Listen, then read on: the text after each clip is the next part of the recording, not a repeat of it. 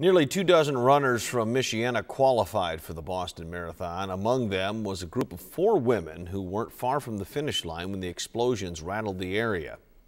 News Center 16's Barbara Harrington spoke with them earlier tonight. And Barbara, first of all, how are they doing?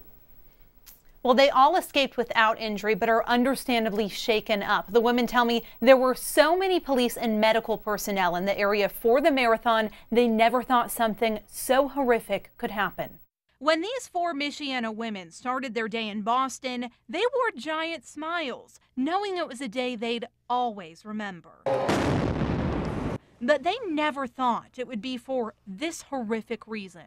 I never imagined that anything would happen here. I mean, that's the furthest thing from your mind. Runners Tracy Eves and Laura Carlson crossed the finish line about 10 minutes before the explosions, but were just blocks away when the bombs went off. And we heard this very loud, 2 kind of very quick, really loud noises.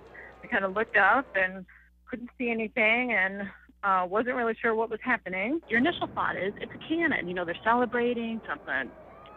You don't think of this kind of thing, you know.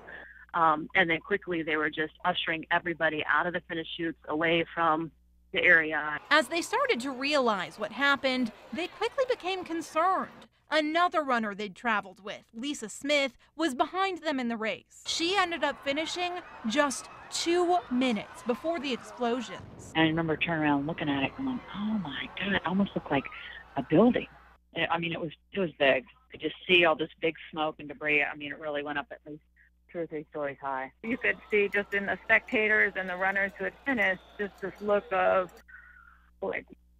shock and sadness and just like what happened and just fear. Fear no one expected to experience at an event like the Boston Marathon. As a runner, you know, you work and you train very hard to get to Boston, and it should be such a rewarding day, and it was, you know, and then you see what happens and you're just like, that none of that matters.